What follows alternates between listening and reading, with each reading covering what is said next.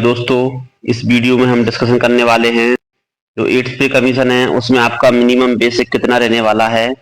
जैसे आप 7th पे कमीशन देख सकते हो कैसे कितना रहा था, लेकिन उसी प्रकार आप देखेंगे 8th पे कमीशन में आपका मिनिमम बेसिक कितना रहेगा और फिटमेंट फैक्टर आपका कितना रहेगा 8th पे कमीशन में, और जो आपका सैलरी में कुल बढ़ोतरी है 8th पे कमीशन में आपको कितनी देखने को मिलेगी। अभी जो केंद्रीय कैबिनेट की मीटिंग हुई थी उनके द्वारा मिनिमम बेसिक कितना करने की सलाह दी गई है, तो इसको लेकर भी और जो आपका फिटमेंट फैक्टर है और केंद्रीय कमेटी द्वारा कितना निर्धारण करने की बात कही गई है। तो दोस्तों, इन सब चीजों का हम इस वीडियो में डिटेल में डिस्कस करने वाले हैं। तो जो भी शासकीय सेवक इस चैनल पर पहली बार है दोस्तों, चैनल को सब्सक्राइब जरूर कर दें और वीडियो को लाइक कर दें। चलिए दोस्तों, हम जानते हैं डिटेल में। सबसे पहले दोस्तों आप देखेंगे जब 7th पे कमीशन लागू किया गया था 1 जनवरी 2016 को, उस समय जो महंगाई भत्ता था शासकीय सेवकों का 125% था।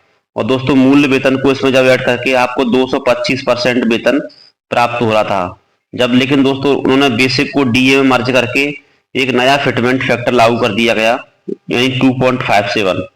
तो जो आपका दोस्तों कुल सैलरी में वृद्धि 7वें वेतनमान आपको देखने को मिली थी वो हुई थी 15 से 20% के बीच में। यानी लगभग जो आप मान के चलिए अगर किसी शासकीय सेवक को 20,000 रुपये मिल रहा था 6th पे के हिसाब से, तो जब 7वां वेतनमान लागू हुआ था तो उसका जो कुल वेतन था 15% बढ़ने के बाद हो गया था, आप देखेंगे 23,000। 3,000 रुपए की बढ़ोतरी उनको 2300 रुपए की बढ़ोतरी उनको देखने को मिली थी। उसी प्रकार दोस्तों हम बात करें जो आपका महंगाई भत्ता होता है, जैसे ही वेतनमान लागू होता है तो आपका महंगाई भत्ता शून्य कर दिया जाता है। तो जैसे ही दोस्तों 7वां वेतनमान लागू हुआ था 1 जनवरी 2016 को आपका महंगाई भत्ता भी शून्य हो गया था। अभी आप देखेंगे जो वर्तमान में महंगाई भत्ता चल रहा है वो 53% चल रहा है। और दोस्तों कई स्टेटों का अलग अलग हो सकता है, लेकिन केंद्रीय तिथि की बात करें तो 53% अभी महंगाई भत्ता चल रहा है। जैसे दोस्तों जनवरी के आंकड़े आएंगे तो 53% में आप देखेंगे 3% आपका जनवरी 2025 से बढ़ जाएगा। हम मान लेते हैं जुलाई 2025 से भी आपका 4% बढ़ जाएगा और जनवरी 2026 से 4% बढ़ जाएगा। कुल मिलाकर 264% का आपका महंगाई भत्ता बढ़ने वाला है। तो आप देखेंगे जनवरी 2026 को जो आपको वेतन मिल रहा होगा वो मिल रहा होगा कुल 164%। अगर दोस्तों इसमें हम फिटमेंट फैक्टर बढ़ाने की बात करें तो जैसे ही दोस्तों 8th पे कमीशन लागू होगा आपका जो फिटमेंट फैक्टर है बढ़कर कम से कम दोस्तों 1.92 तो होना ही होना है। तो दोस्तों इसी के आधार पर जो 8th पे कमीशन उसमें कितना होने वाला है, चलिए हम देखते हैं आपका डिटेल में। जैसा कि आप देख सकते हैं दोस्तों केंद्रीय कैबिनेट द्वारा 8th पे कमीशन के गठन की मंजूरी दे दी गई, यानी 1 जनवरी 2026 से आपका 8th पे कमीशन लागू हो जाएगा।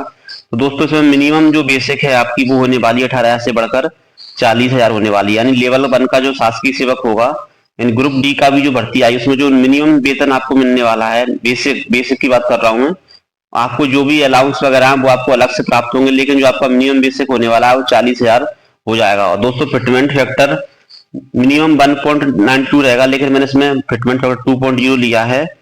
और दोस्तों जैसे ही आपका फिटमेंट फैक्टर लागू होगा तो आपका जो महंगाई भत्ता है वो शून्य हो जाएगा, यानी डीए 1 जनवरी 2026 से 0 हो जाएगा। और जो सैलरी में आपको कुल बढ़ोतरी देखने को मिलेगी वो भी आपको 20 से 30% दोस्तों सैलरी में बढ़ोतरी देखने को मिलेगी।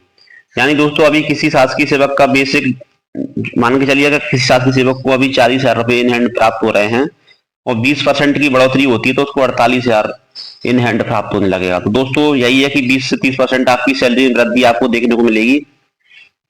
और दोस्तों हमारी जो केंद्रीय कमेटी की मीटिंग हुई थी उन्होंने क्या सुझाव दिए हैं तो वो भी हम देखते हैं। आप देखेंगे दोस्तों केंद्रीय कमेटी द्वारा जो न्यूनतम वेतन है आपका वो 18,000 से बढ़ाकर 50,000 करने पर चर्चा की गई है। और दोस्तों फिटमेंट फैक्टर है वो 2.5 करने को कहा गया, लेकिन दोस्तों इतना मुश्किल है, लेकिन हो जाता है तो शासकीय सेवकों को इससे बहुत बड़ा फायदा देखने को मिलेगा। और दोस्तों अगर फिटमेंट फैक्टर 2.5 है तो लगभग एवरेज सैलरी एक शासकीय सेवक की आप देखेंगे जो ग्रुप डी का भी शासकीय सेवक होगा तो उसको 80,000 के ऊपर वेतन इन हैंड मिलेगा, क्योंकि उसमें कई भत्ते भी जुड़ेंगे तो आपको 80+ का वेतन हो जाएगा। तो कई शासकीय सेवकों का वेतन 1 लाख के ऊपर आपको देखने को मिलेगा। वहीं हम बात करें दोस्तों 1 जनवरी 2026 से आपका महंगाई भत्ता शून्य हो जाएगा। और दोस्तों ये वाला नियम अगर लागू होता है तो आपका जो सैलरी में कुल बढ़ोतरी है 20 से 40% आपको देखने को मिलेगी।